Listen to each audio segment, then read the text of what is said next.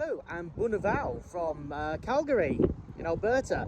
I've got a 5-hour layover and I've got enough time to show you around this museum, the Canada Aviation Hall of Fame Hangar Flight Museum. There's some interesting Warbirds and other aircraft in this collection. It's a nice small museum, so we're going to go in, we're going to check it out, and we're going to have ourselves a great time. So, let's go inside.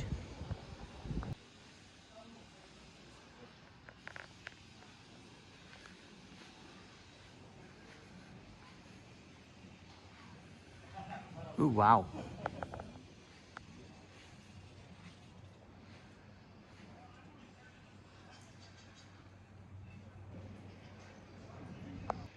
Okay, first impressions, wow. Right, let's go have a look around some of these iconic aeroplanes. There's two hangars to go through, so this is the main one with all the smaller stuff. And then there's the bigger planes and helicopters in another hangar, which we passed on the way in. So, yeah, we'll start in this main bit and we'll go from there.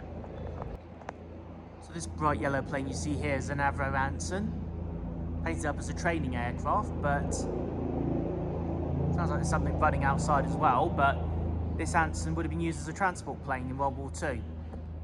Up here we've got a de Havilland Tiger Moth. Ooh, very cool. We've got some old reconnaissance gear from World War II. And they've got this amazing looking gun turret. Let's have a look. So apparently this is from an Avro Lancaster. Well, this would have been used in an Avro Lancaster. Very cool. So we've got a couple of bombs and some guns. Interesting fact, at least in fighter planes, there used to be about 9 yards worth of bullets would fit into a fighter plane, like a Mustang or a Spitfire. And that's where the phrase, the whole 9 yards, comes from. Interesting. So, apparently, in World War II, the Japanese used these balloon bombs during the World War II in the Pacific Theatre. They'd launch them from Japan, send them over the Pacific Ocean, and apparently a lot of them ended up randomly dropping all over the United States, Canada, and Alaska. Although by the looks of it, some of them didn't even make it out of Japan. But this is one that was recovered, and apparently it was shot down by the museum's Hawker Hurricane over here. So, yeah, we have a real Hawker Hurricane to have a feast on. Here we go, the workhorse of the Royal Air Force Fighter Commander in the Battle of Britain, a Hawker Hurricane. Obviously the Spitfire gets all the glory, but the Hurricane, there was about 6 Hurricanes to every 1 Spitfire. So this Hurricane here has been restored and displayed since 2019. It's a relatively new addition for the museum. There's a model of a Hawker Hurricane down there, and then obviously we've got a Harvard and the Anson next to it. This Hurricane's registration is 5389, built in 1942, actually here in Calgary. Flying obviously within Canada. And there's the history of the aeroplane if you want to read that.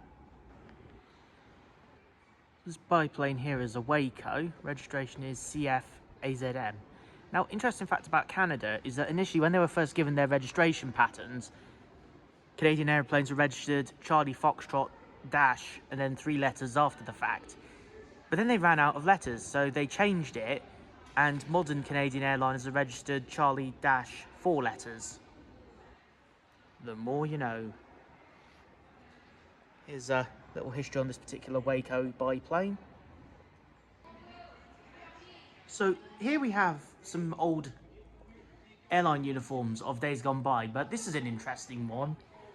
These bits of memorabilia belong to Lynx Air, an airline that existed in the early 2020s, believe it or not. The Lynx operated the 737 MAX predominantly, and it was in existence from 2022, just at the end of the COVID pandemic, through to February 2024, when the airline suddenly shut down operations. It didn't last very long, but it's actually kind of cool that the museum does have these artifacts that have been donated. Obviously, we got CPA uniforms, Trans-Canadian Airlines, so they're all from, you know, the airline that became Air Canada, and CPA obviously merged into Air Canada eventually. We got an old Air Canada uniform, probably donated by a retired flight attendant. Got some more uniforms for an airline called Pacific Western. This airline became CP Air and then later Canadian Pacific, and then obviously merged into Air Canada. So that might bring back some fond memories for you. If we come down here, we have some more vintage uniforms. Not entirely sure which airline this belongs to, but feel free to say in the comments. I think, oh no, here they are. They're from Pacific Western Airlines and CP Air. I've just seen the sign. Over here we've got some British Airways merchandise. Air Canada merchandise, nice to see. CP Air and WestJet. Funny enough, I've actually been flying on this trip, WestJet, because they're based at Calgary. They formed actually in Calgary as well. Some business class products from back in the 80s with Canadian and Pacific Western. Some safety on board from WestJet. This is all stuff that obviously is no longer used because either the plane types have retired or the stuff is no longer usable. Here's a little bit on the history of Alberta and commercial aviation. Of course, down here we've got some knickknacks, courtesy of Pacific Western and CP Air and Trans-Canada Airlines. Oh, man, this is all very cool. Oh, we've got Ward Air as well. It's another long defunct airline. We've got some retro Air Canada. Then we have over here the WestJet exhibit, which is kind of cool considering they're based here and still going strong, serving 4 different continents. If we come up here, we got an old WestJet 737 cabin. So this is the older cabin that you would have seen in the 2000s and 2010s on their 737 6 and 700s. Obviously the 700s that are still in service have probably been retrofitted with the new seats that you saw on the Max in one of our videos. And 737-600s have obviously long retired.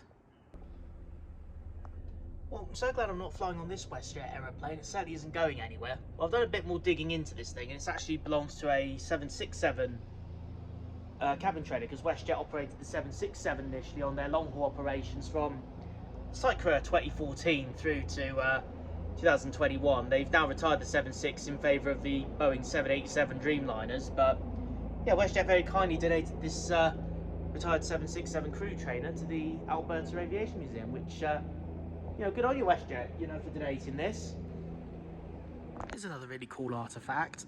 It's not an aeroplane, but this is a model of one of the most infamous aeroplanes in Canadian aviation history. This is a model of an Avro Arrow.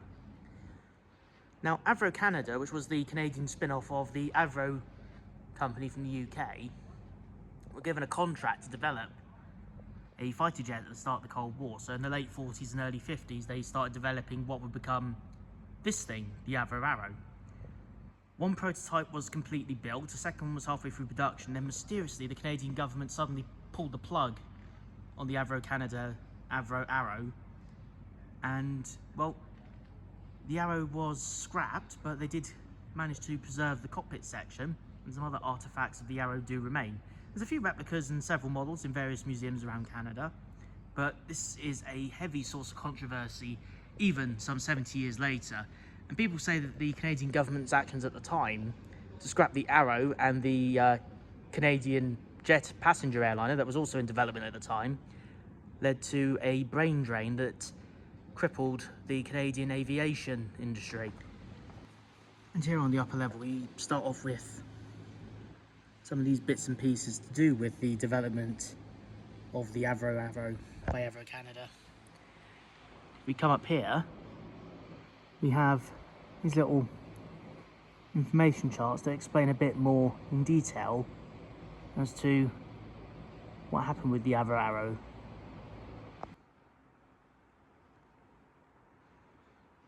Here we have a mock-up of a DC-10 for Canadian Airlines. This would have also probably applied to CP Air as well, who was also a major Canadian operator of the DC-10. Some places were very popular on the DC-10 and other places got very big on the Lockheed L-1011. In Canada, Air Transat and Air Canada both went for the L-1011 in their lifetimes, but CP Air and subsequently Canadian went with the DC-10. There aren't many DC-10s flying in the world now, because the design is over 50 years old. But the last passenger ones flew about 2014, but there are some military and cargo versions still airworthy to this day. So I'm just up on the balcony, and as you can see, I've got a very stunning view of the Hawker Hurricane from up here, restored in all its glory. And if I just swing around a little bit, we got a nice view of the North American Harvard. Then we got over here the Avro Anson and the de Havilland Tiger Moth. That's a pretty stellar lineup of vintage Warbirds. So with this Cherokee glider next to me, I'm just going to address a small elephant in the room. So the museum does have in its collection a de Havilland Mosquito. However, at the time of my visit, the de Havilland Mosquito is not actually here on display in the museum. They've sent it off to another location because it's undergoing a major restoration work. They're obviously getting it restored up because obviously it's a plywood aeroplane. It needs specific work and restoration done. But, you know, even with museums who keep planes inside, eventually a lot of these aeroplanes after a while do need to go and have some urgent TLC done because, you know, especially with these aeroplanes here, like the Hurricane, the Harvard and the Anson, all World War II aeroplanes, you know, these planes are almost 80 years old. You've got to treat these guys with a lot of respect, you know.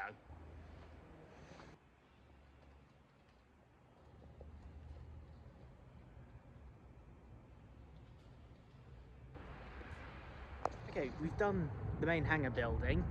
Now, the exciting bit, we're going to go over here. And this is the tent hangar. So there's more exciting stuff to see over here.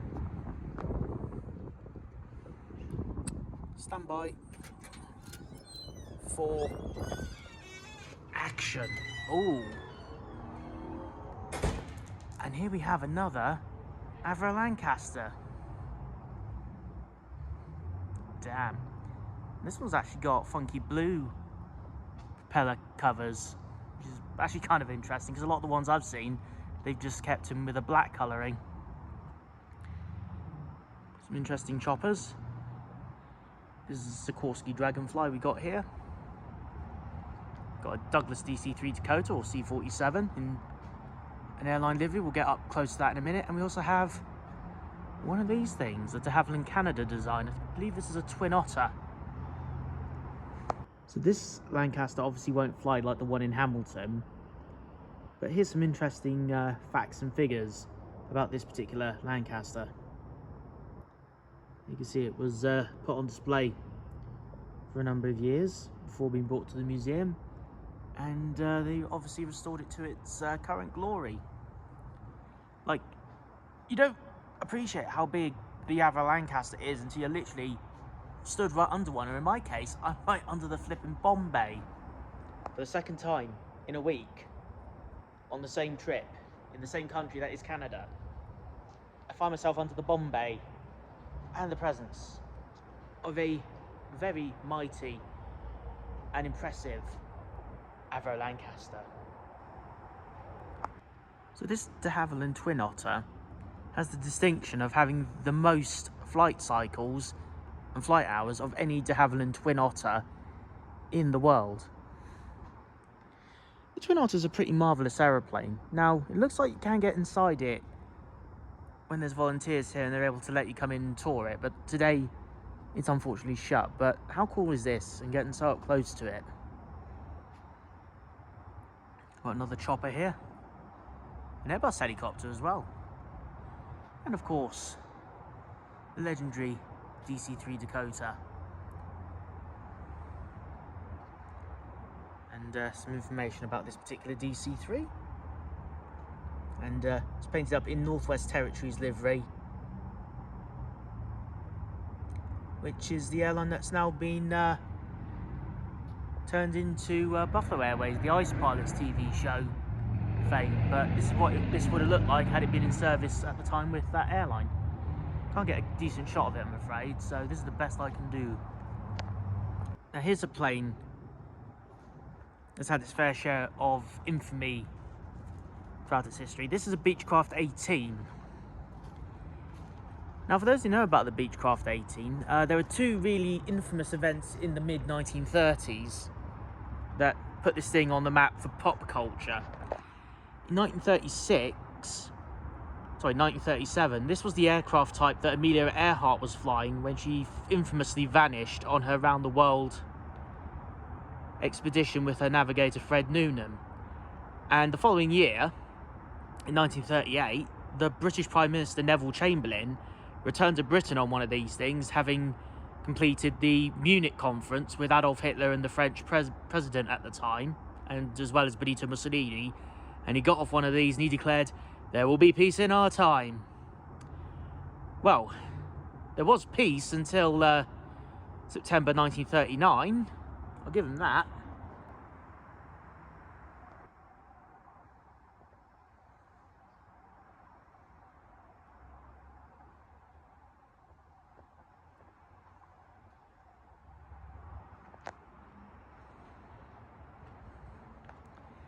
Well, this is something you don't get to do every day. No idea if I'm actually meant to be walking around this particular bit, but there's nothing stopping me or sealing me off. But here we are walking around under an Avro Lancaster. Ooh. We can go right to the end of the Bombay. Just gives you an idea how big this fucker is.